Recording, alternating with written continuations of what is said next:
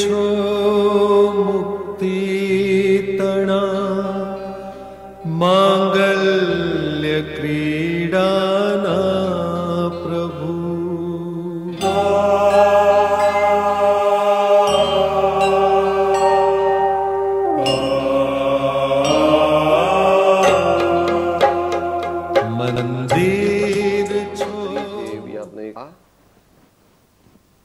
લઘુ સ્વાધ્યાય છે, પણ એમાં વધારે તમારે બોલવાનું છે ને મારે ઓછું બોલવાનું છે. એવી રીતે કંઈક આપણે રાખીએ.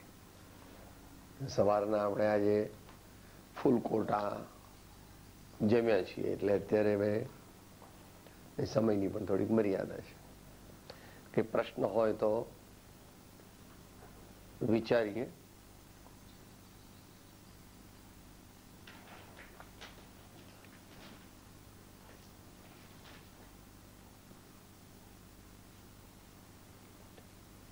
એક તો દરેક નોટબુક લાવે જ એવો આપણે આગ્રહ રાખશું.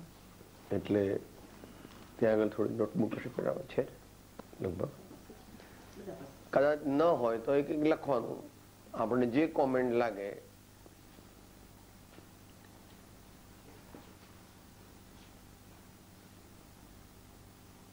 નાનપણથી જયારે પેલું દુનિયાનું બધું ભણતા હતા ત્યારે પણ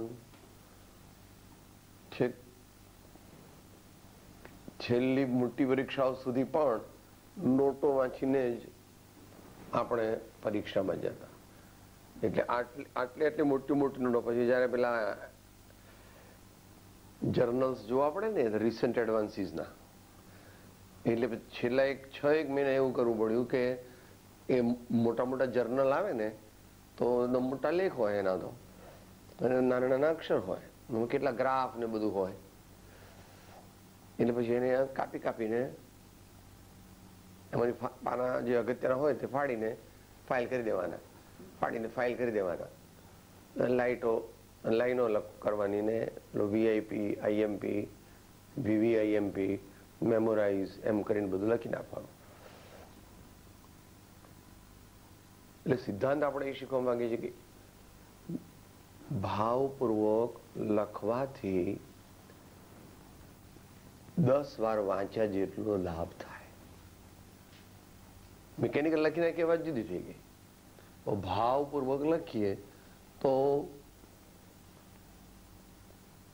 આપણો હાથ, આપણી સ્પર્શેન્દ્રિય, આપણી શ્રોત્રેન્દ્રિય બોલતા જવાનું, આપણી નેત્રેન્દ્રિય, આપણી જીહવા ઇન્દ્રિય બધું અને ઉપયોગ એ બધા એ કાર્યમાં લાગે છે. જેટલું વધારે ઇન્દ્રિયો અને વધારે ઉપયોગ એ કાર્યમાં લાગે એટલું એ કાર્ય વધારે સ્થાયી અસરવાળું થવું સંભવે છે આપણા માટે. કારણ કે આપણે થોડા નિમિત્તાધીન છીએ. મહાવીર ભગવાનને કઈ લખવાની જરૂર નહોતી, પણ એમના તો આત્મા ઉપર બધું લખેલું હતું, આગલા ભાવોનું. એમને કોઈ શાસ્ત્રની જ જરૂર નહોતી. 12 અંગ 14 પૂર્વ બધું મોઢે, આગલા ભાવો પણ કેટલાય દેખી શકે, 5, 10, 15, 25, 50. કારણ કે સામાન્ય રીતે એવા મહાપુરુષોને જે થાય એને પરમ અવધિ અથવા સર્વાવધિ જ્ઞાન કહે છે. સર્વાવધિ ને કેવળ જ્ઞાન આમ એક. સર્વાવધિ એટલે કેવળ જ્ઞાન ખરું, પણ સ્થૂળ કેવળ જ્ઞાન. સર્વ અવધિ જેની અવધિ સર્વ છે એટલે આમ કેવળ જ્ઞાન. પણ કેવળ જ્ઞાનની અંદર તો એક પરમાણુની અંદર કેટલા ન્યુટ્રોન, પ્રોટોન, ઇલેક્ટ્રોન કઈ રીતે ફરી રહ્યા છે એ પણ ઝળકે. જોકે ભગવાન કઈ જોતા નથી, એને ભગવાનને કઈ ઇન્ટરેસ્ટ નથી એમાં. એટલે લેખનની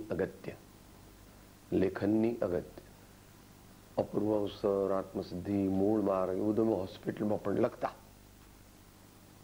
રિસર્ચ પડે ને અને કઈ કામ ન હોય એટલે આ લખવાનું બહુ ઉપકારી છે. આપણી વિચારધારા એ પણ પરિમાર્જિત થાય છે. કે ભાઈ કન્ક્લુઝન શું છે?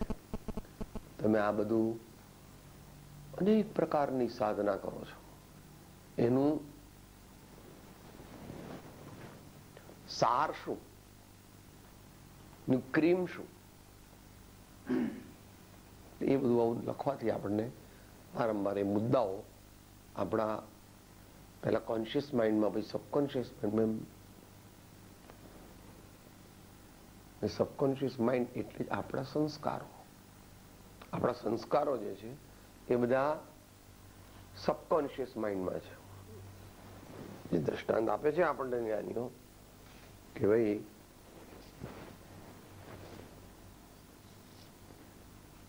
આટલી મોટી હિમશિલા છે, આટલું કોન્શિયસ માઇન્ડ છે. ગુજરાતીમાં કહે છે જાગૃત મન ને અવજાગૃત મન.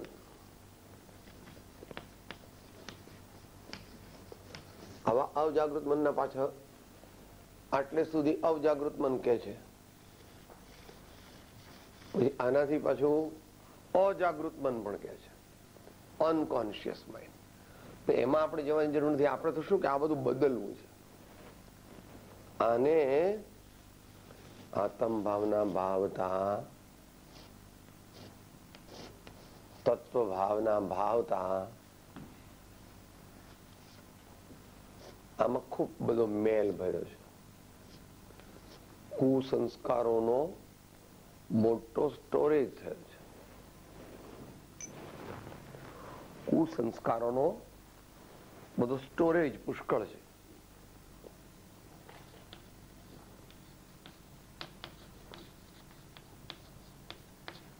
આ ભાવના અનેક ભાવના, એનું નિમિત્ત કારણ, અંતરંગ નિમિત્ત કારણ એ આપણા કર્મો છે.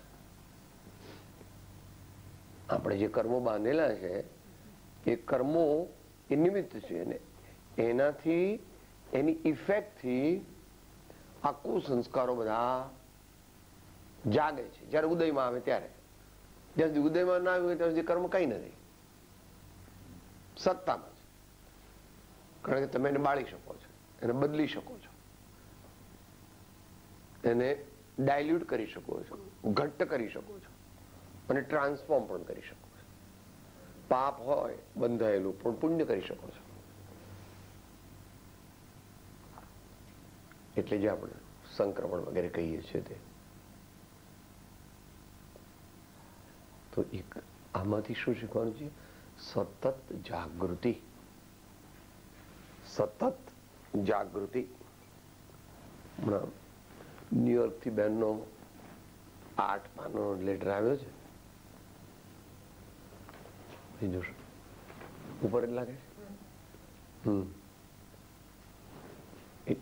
તો ડાબા હાથમાં છે. હા, ડાબા હાથમાં છે.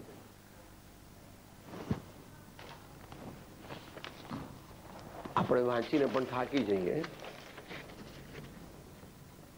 2 બાજુ લખેલો.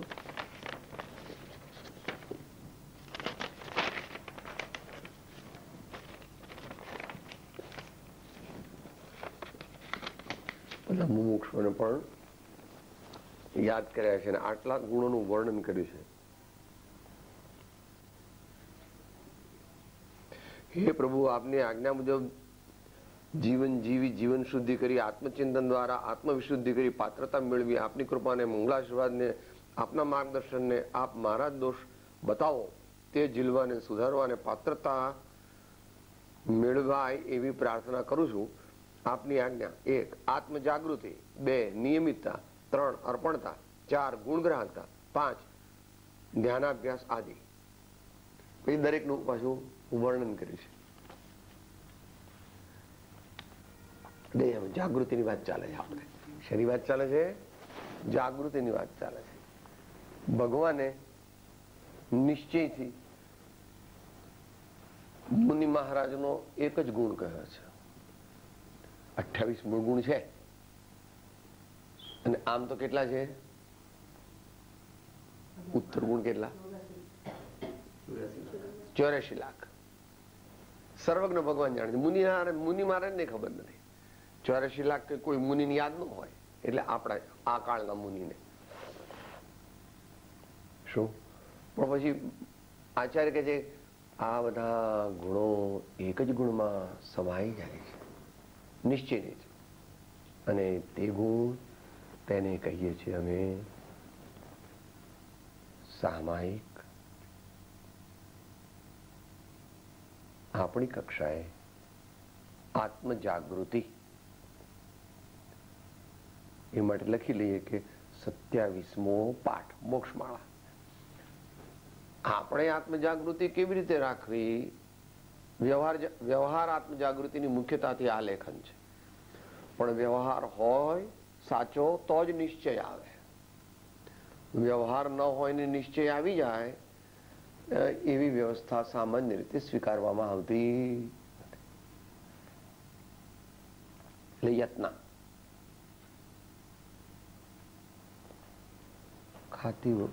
ખાવું, પીવું, બોલવું, હરવું, ફરવું, બેસવું, ઉઠવું, ચાલવું, જોવું, લેવું, દેવું, કંઈ પણ કરીએ ત્યારે એ સ્વકલ્યાણને અને પરકલ્યાણને સાધે છે. એમ આપણે એક એવી ટેવ પાડીએ તો ધીમે ધીમે ધીમે ધીમે ધીમે એક એવી આપણને ટેવ પડે કે જ્યારે આપણે આ બરાબર નહીં, મારા મનમાં આવો વિચાર આવ્યો કે આ ભાઈ ખરાબ છે, આ બેન બરાબર નથી, આ મારા તો આવા છે, ફલાણું આમ છે, આ લોકોને રસોઈ કરતા આવડતી નથી, આ લોકો બરાબર વ્યવસ્થિત કામ કરતા.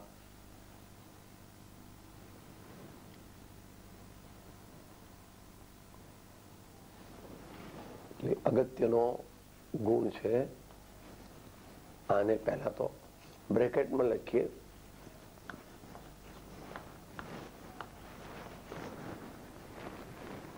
એ પણ આપણે વાંચવું સાધક સાધીમાંથી. યત્ના એ આપણને ક્લાસિકલી શાસ્ત્રીય પદ્ધતિથી અને પ્રેક્ટિકલ દ્રષ્ટિએ પણ શાસ્ત્ર શૈલીથી શીખવાડે છે કૃપાળુદેવ. કારણ કે કૃપાળુદેવ બધું લખેલું છે જે સાહિત્ય, એમાં બે જ વસ્તુઓ શાસ્ત્રીય પદ્ધતિથી લખેલી. શાસ્ત્રીય પદ્ધતિથી એટલે શાસ્ત્રાનુસાર પદ્ધતિથી. બીજું બધું જે છે એ શાસ્ત્ર ન ગણાય.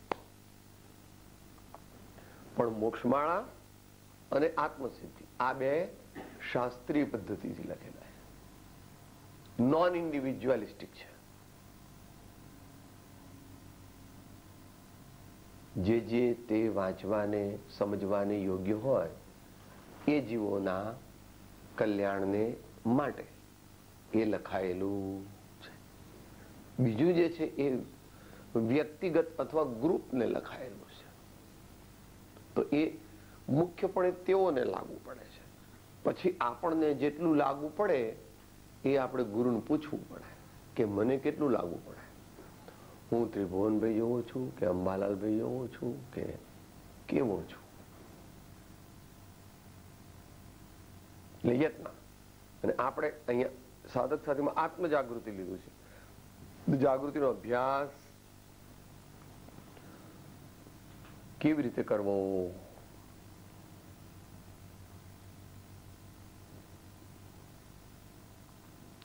રોજબરોજના વર્તમાન જીવનથી, જીવનને ખ્યાલમાં રાખીને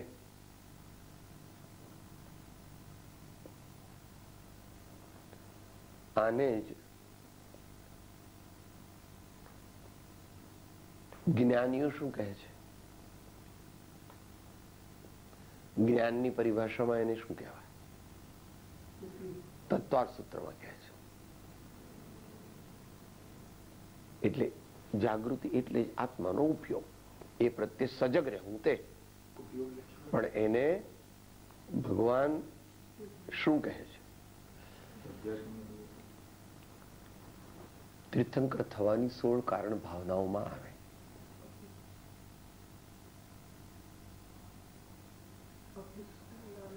અભિક્ષ્ણ જ્ઞાનો ઉપયોગ. અભિક્ષ્ણ જ્ઞાનો ઉપયોગ. એનાથી કોઈ જ્ઞાની જીવ તીર્થંકર બને છે. તીર્થંકર બનવું એ તો લોટરી છે. એમાં કાંઈ કોઈ એમ માને કે મારે તીર્થંકર થવું છે, એ કાંઈ તીર્થંકર તું થાય નહીં. કારણ કે કરોડો જ્ઞાનીઓ છે વિશ્વમાં. આ વિશ્વ નથી, આ દુનિયા તો નાનો હોય, ઇનસિગ્નિફિકન્ટ. આ દુનિયા વિશ્વનો એક નગણ્ય ભાગ છે. પણ અઢી દ્વીપનો કે જ્યાં મનુષ્ય વસે છે એનો એક સિગ્નિફિકન્ટ ભાગ છે.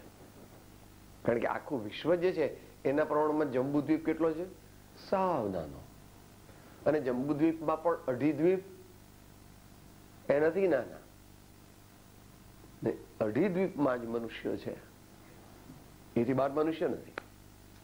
અને મનુષ્ય સિવાય કોઈ મોક્ષે જાય નહીં. મોટા ભાગે તીર્થંકર થનાર મુનિ હોય, જ્ઞાની પણ હોય, પણ જ્ઞાનીનો ચાન્સ ઓછા લાગે, મુનિના ચાન્સ વધારે છે.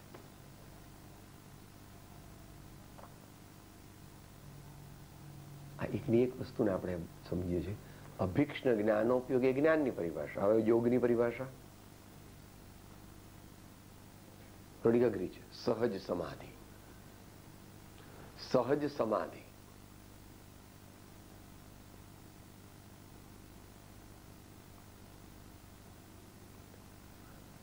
એના માટે જે 8 દ્રષ્ટિની સજાયમાં પેલું મન મહિલાનું રે વાલા ઉપર બીજા કામ કરંત, એમ. હવે આપણે ભક્તિની પરિભાષામાં લેવું હોય તો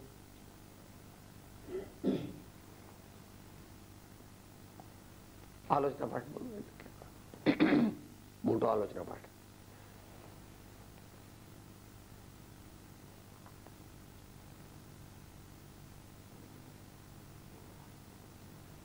બૃહદ આલોચના. જાગૃતિ, આત્મ જાગૃતિ. જાગૃતિ એ કયા ગુણની પર્યાય? મુખ્યપણે આમ જ્ઞાન ગુણની ગણાય લક્ષ્ય તરીકે, પણ આમ તો આખો આત્મા. કારણ કે એમાં અપ્રમાદ પણ આવે, એટલે ચારિત્ર આવે. પણ મુખ્ય જાગૃતિ એટલે અવેરનેસ. જે કૃષ્ણમૂર્તિ જે થઈ ગયા એમણે એ જાતની પેલી પદ્ધતિ બતાવી. ચોઇસલેસ, એફર્ટલેસ અવેરનેસ એમ કીધું. પણ એ with all respect to all great men, શું એફર્ટલેસ ન હોય? એફર્ટલેસ તો શ્રેણીમાં હોય. 6ઠ્ઠા ગુણસ્થાન સુધી તો ઉદ્યમ કરવો પડે. 7મા ગુણસ્થાનમાં 6ઠ્ઠા ગુણસ્થાનની ઇફેક્ટ ચાલુ છે. અને શ્રેણીમાં પણ 7મા ગુણસ્થાને કરેલા પુરુષાર્થની ઇફેક્ટ ચાલુ છે. ભલે આ માઇન્ડમાં નથી કરી શકાતી, અહીંયા થાય છે.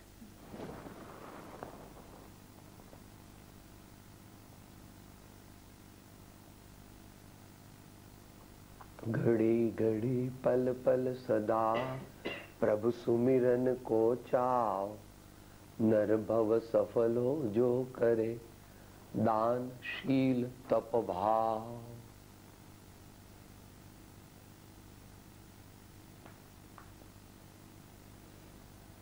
એટલે આત્મજાગૃતિ યોગની દ્રષ્ટિએ, આત્મજાગૃતિ જ્ઞાનની દ્રષ્ટિએ, આત્મજાગૃતિ ભક્તિની દ્રષ્ટિએ. અને આત્મજાગૃતિ અનાસક્ત કર્મયોગની અપેક્ષાએ પણ હોય, પણ ત્યાં એ ગૌણ થઈ જાય છે. તો એ આનંદગંજીનું આખું પદ.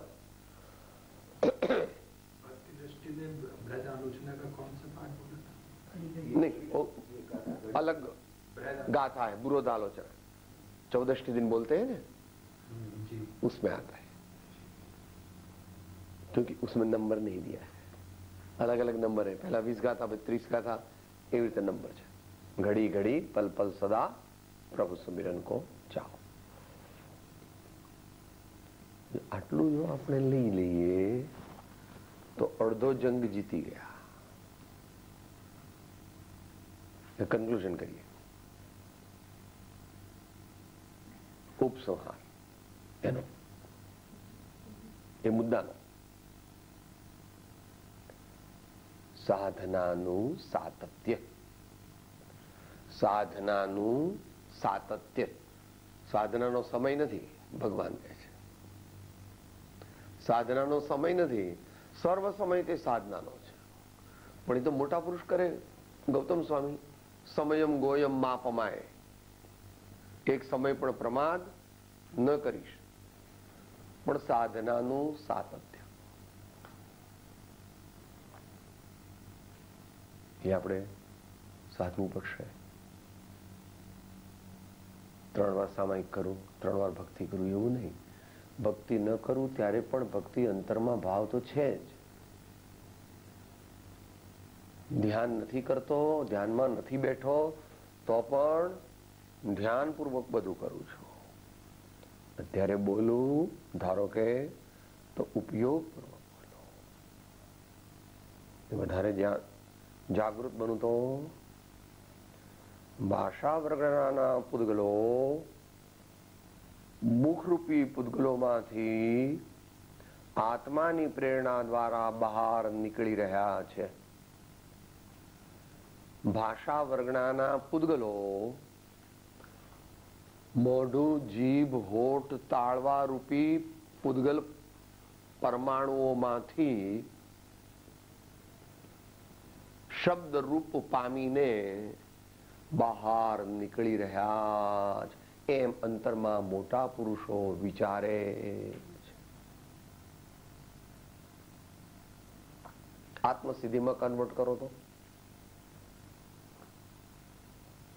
આ વિચારને આત્મસિદ્ધિમાં કન્વર્ટ કરીએ તો 6 પદમાં આવે. ચાલો એટલું લઈએ. બોલો.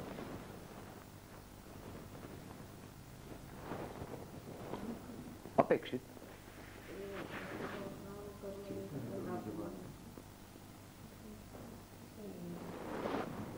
ના, અત્યારે શેની વાત થઈ? હા, એમાં અત્યારે કયા ભેદ વિજ્ઞાનની મુખ્યતા ચાલે છે? બદ્ધનો કર્મ, બદ્ધનો કર્મ થી મારો આત્મા જુદો છે. કારણ કે શરીર તે બદ્ધનો કર્મ છે અને વાણી તે પણ મુખ્યપણે બદ્ધનો કર્મ છે. જયારે અહીંથી બહાર નીકળે ત્યારે એ અબદ્ધનો કર્મ બને છે. સાથે બોલીએ.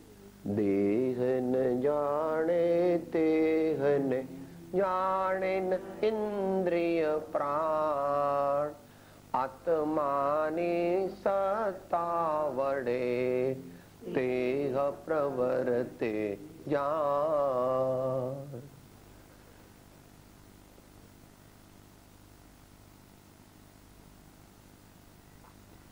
એટલે આવું બધું પૂછવાનો મતલબ શું? કે આપણે ઘડીએ ઘડીએ જ્ઞાની ભગવંતોની વાણી સાથે આપણા ઉપયોગને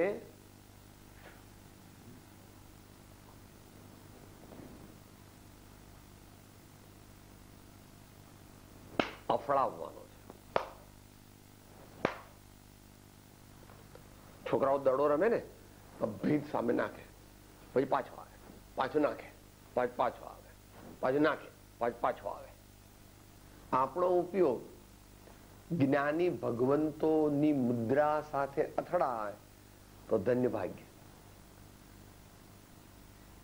એમની વાણી સાથે અથડાય તો ધન્ય ભાગ્ય. અને એમનો સત્સંગ મળે તે તો અતિ અતિ દુર્લભ અને અતિ અતિ ઉત્તમ. એમ પ્રીતમદાસજી કહે છે. એ પદ બોલ્યા હતા ત્યાં આપણે બનતા સુધી સદગુરુ પ્રસાદમાં.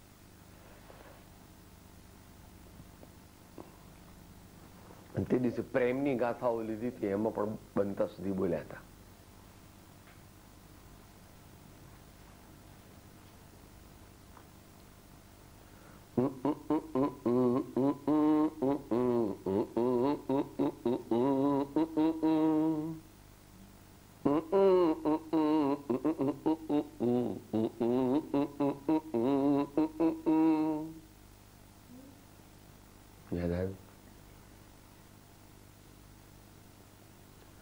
સંત કૃપાથી છૂટે માયા, કાયા નિર્મળ થાય જોને.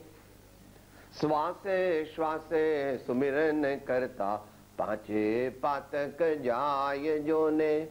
શ્વાસે શ્વાસે સુમિરન કરતા, પાંચે પાતક જાય જોને. અત્યારે આપણે અલ્પ બુદ્ધિના છીએ, અલ્પ શક્તિ વાળા છીએ, અલ્પ આયુષ્ય વાળા છીએ. માટે જો સાધનાના સમયે જ સાધના કરીશું તો અહીં તું 50-60 વર્ષની જિંદગીમાં એમાં તારો અડધું તો ગયું ઊંઘમાં ને ખાવા પીવામાં, અડધું ગયું વાતોમાં, રહ્યું હું તારી પાસે. મોટા પુરુષ તો આપણી આખી ઓટોબાયોગ્રાફી લખી નાખી. ગર્ભમાં આવ્યો ત્યારથી તો મરી ગયો ત્યાં સુધી. गर्भपनों में हाथ जुड़ाया, निकल हुआ बेईमान, अब तुम कब सुमरोगे राम. बालापन खेलन में खोयो, जोबन मोह्यो नार. बूढ़ापन तन जर्जर होवे. पाछो एनु पण विभाग करे छे, बूढ़ापन ना पाछळ विभाग करे छे. 30 बरस की अवमति उपजी, दिन दिन लोभ नयो. संगत तूने कब हुन कीनी, बिरथा जन्म गयो जन्म सब बातों में बीत गयो.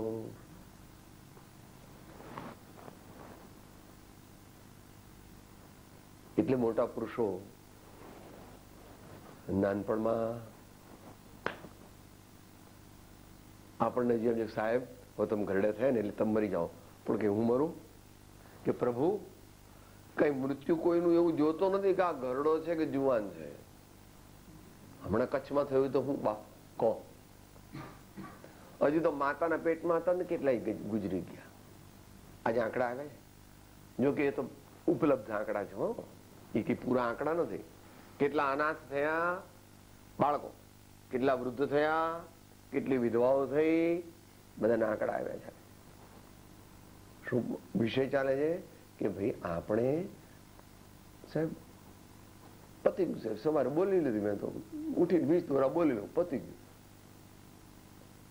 એવું ન આવે.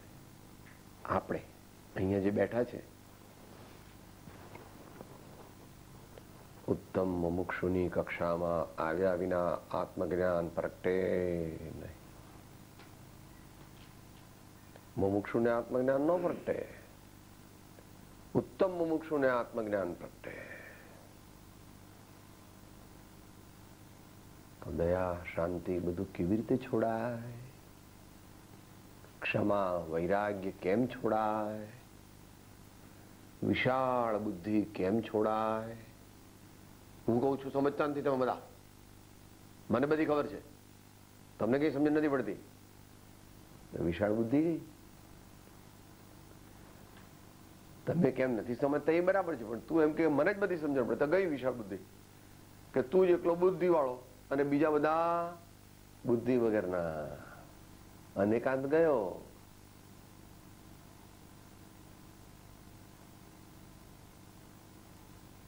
મધ્યસ્થતા ગઈ.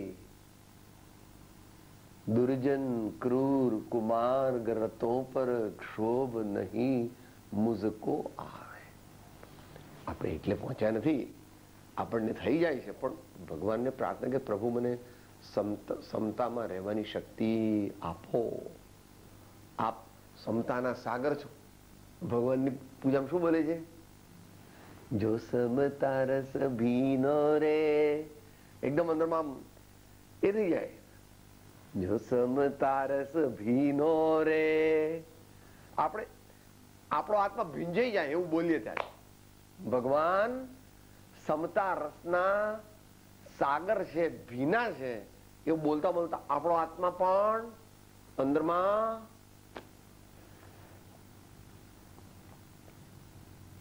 ભાઈ પદ બોલે છે, મારા હૃદયોમાં કોંક કોંક થાય રે. એવું આપણને થતું નથી. મારા હૃદયમાં કોંક કોંક થાય રે, આપણે પથ્થર જેવો છે. આટલા બધા મોટા સરસ ભગવાન, મોટા સત્પુરુષો, સદગુરુઓ, ગમે તેટલા ધર્માત્માઓ જોઈએ. મન તો કઈ હમણાં આવા કપડા પહેરે છે, ઠીંગણા છે, ગયડા છે, શું મન તો કઈ આવું નથી લાગતું. હા, પથ્થરમાંથી આવું પૂતળું બનાવ્યું તો હું ભગવાન, હમ દુર્ભવ્ય હૈ. એવું અંદરમાં વિચારે ને એવું લાગ્યા કરે તો એમ સમજવું કે આગલા થોડા ભવોમાં આત્મજ્ઞાન નથી, મોક્ષની વાત તો જવા દે. કે સાહેબ એ કેવી રીતે? હવે આપણને એનું પ્રમાણ આપો. ચલો, અમે તમારી વાત માનતા નથી. દરરોજ બોલી છે, મંગળવારે બોલો છો, બોલો સવારે. अब काल लब्धि बल तय दयाल तुम दर्शन पाय भयो खुशा मन शांत भयो मिट सकल द्वंद्व चाख्यो स्वातम रस दुख निकंद. क्यारे? मन शांत भयो मिटी सकल द्वंद्व. શું થયું? ચાખ્યો સ્વાતમ રસ દુઃખ નિકંદ.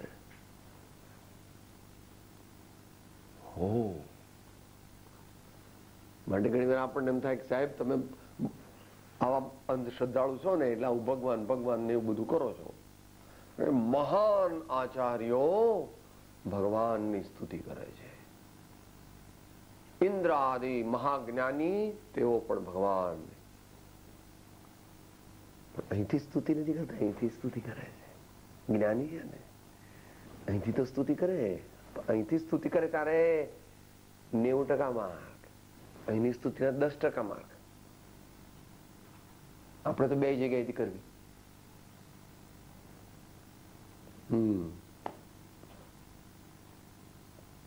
તો એક ગુણ થયો જાગૃતિ, આત્મ જાગૃતિ. એ આપણે હવે પછી આપણા જીવનમાં લાવશું. કપડા ધોવા બેઠા, રસોઈ કરવા બેઠા,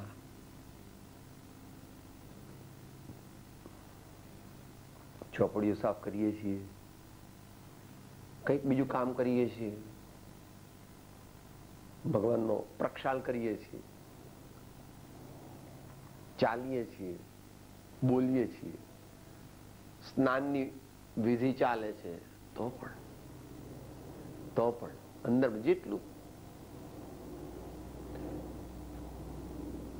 આત્માનો લક્ષ તો ન થઈ શકે, પણ તે વખતે એમ વિચારી શકે કે હવે ખાણ મૂત્ર ને મળની રોગ જરાનું નિવાસ નું ધામ. ક્યાં પાણી મેં મલમલ નાવે, ક્યાં પાણી મેં મલમલ નાવે, मन की मैल उतार पिया रे, मन की मैल उतार पिया रे, क्या पानी में मल मल ना.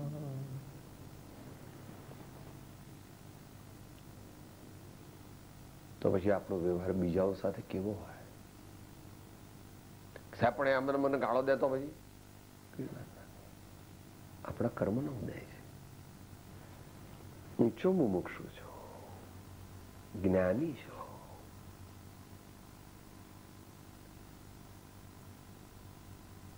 એને જ આગળ પેલા ભાઈએ કેળું ફેંક્યું રસ્તામાં એટલે હું જ લપસી પડ્યો. જુઓ મને કેટલું બધું વાગ્યું, કેટલો ખરાબ માણસ છે. એને આ કેળાની છાલ ફેંકીને એટલે હું પડી ગયો. ભગવાન કહે તું બરાબર જોયા વગર ચાલ્યો એટલે પડી ગયો. તું બરાબર જોયા વગર ચાલ્યો ને પેલી કેળાની છાલ પર પગ મૂક્યો, એમાં એનો વાંક તો ગૌણ છે, તારો વાંક મુખ્ય છે. આપણે પણ એવી રીતે બધું કરીએ છીએ કે સાહેબ આ ભાઈ આવું કરે છે એટલે મને ગુસ્સો આવે, આ ભાઈ મને આવું કરે છે એટલે હું એને પછી ગાળો દઈ દઉં છું 2, 5, 10. આ લોકો જુઓ કેટલી આવી માંદગી છે, જુઓ સાહેબ આટલા દિવસથી મટતી નથી. બરાબર છે.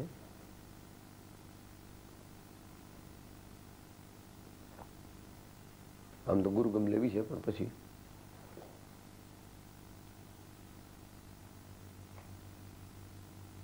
ગુરુવારે લઈએ ગુરુગમ.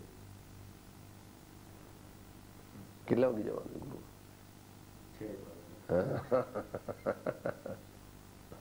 હું આત્મા છું. બધું આપણે યાદ રાખીએ તો સાધના થાય. કોઈ અપમાન કરે અથવા તો ગાળ દે અથવા આપણને ન ગમે એવું કરે, એ વખતે કર્મનો ઉદય છે એમ સમજે તો ક્યારેક જીવ છે એ પોતાની જાતને દીન ને હીન ને એવું પણ માનવા માંડે. પણ એને મને ક્ષમતા મારી અંદર કેટલી છે એ જોવાની એને તક આપી. બંને રીતે કરવું પડે. આપણે લઈ શકીએ, બરાબર, એ રીતે લેવાય. પણ આપણે અત્યારે નીચી સ્થિતિમાં છીએ એટલે પછી આપણામાં એટલી બધી શક્તિ હોતી નથી. આપણે તો ફટ બે ચાર ગાળ દઈ દઈએ છીએ. પણ એ બરાબર છે, બંને રીતે વિચાર કરવાનો. ઋણ મોચન વખત એમ કરીને મણિભાઈ આપણને શીખવાડે છે વારંવાર કે અહો, હું આ કમઠને થેન્ક્સ આ મિલિયન કહું છું કે એને મારા કર્મોને બાળવાનો મને સુયોગ આપ્યો. તો ઘણા બધા પ્રકારથી સાધના કરવી પડશે. આપણને ભગવાન જેવા કઈ પરિસર ને ઉત્સર્ગ ને એવું તો કઈ આવવાનું ના, એ બરાબર. ઝીણા ઝીણા જ આવવાના છે. એવું પાછું એકાંતે નથી, એમ મોટા તો આવવાના તો ખરા. હા, એમના જેવા નો આવે, એટલા બધા નો આવે, બાકી તો આવવાના જ. એટલે જયારે આપણી આંખ જશે ત્યારે આપણને ખબર, આપણને કાને નહીં સંભળાય ત્યારે ખબર, આપણને ઝાડા વાટે લોહી ધડ દઈને પડશે ત્યારે ખબર પડશે કે કેવી રીતે ક્ષમતા રહે. હા તો બહુ એમના જેવું તો કેવી રીતે હોય? એવું તો નથી અત્યારે દેશકાળ પ્રમાણે એટલી ક્ષમતા રાખવાની ક્ષમતા પણ નથી. સીતાનો 1000મો ભાગ પણ રાખી શકીએ નહીં. રામનો, પારસનાથનો, મહાવીરનો 1,00,000મો ભાગ પણ રાખી શકીએ નહીં. પણ તોય એમના રસ્તે તો ચાલીએ, પ્રયત્ન તો કરીએ. એ પ્રમાણે જાગૃતિ વિશે આપણે વિચાર્યું. એટલે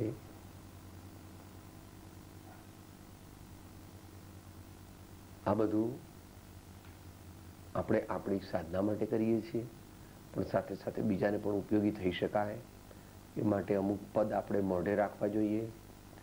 એને એપ્રોપ્રિએટ સમયે આપણા જીવનમાં લાવવા જોઈએ.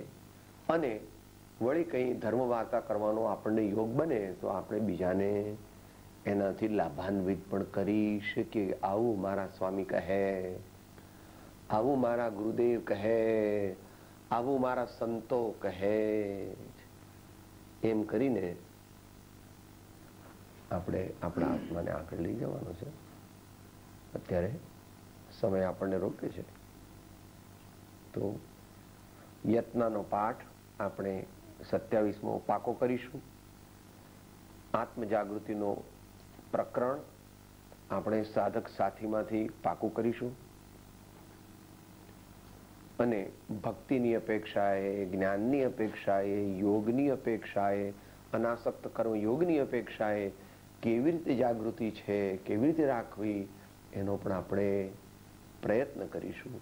અને અનાસક્ત કર્મયોગ એટલે એ પ્રયત્ન કરવાનો કે કરતા જઈએ ઘરનું કામ પણ લેતા જઈએ પ્રભુનું નામ. ભાળું મુજ ધર્મને કરું સહુ કર્મને ફળતણી આશથી દૂર રાખો. વિનતી માહરે આજ પર ભાતની નાથ અંતરમહી આપ ધરજો. નાથ અંતરમહી આપ ધરજો. વિવિધ પ્રકારે આપણે ઘણા પાંખથી, ઘણા પાંખ્યો વ્યૂહ જ્યારે આપણે અજમાવીશું ત્યારે આપણને મોહ ગ્રંથિ ભેદવાની નજીક જઈ શકીશું. પછી તે વખત તો આ પાર કે પહેલે પાર કરેંગે યા મરેંગે એવું કરવું પડશે. આવી ધીમે ધીમે આપણે આગળ ઉપર આપણે કોઈક વાર અભિક્ષણ જ્ઞાન ઉપયોગ લઈશું.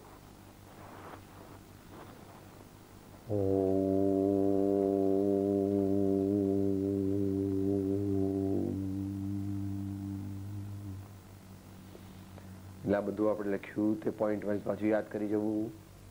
અને આ બે પાઠ દ્વારા એને પાકું કરવું.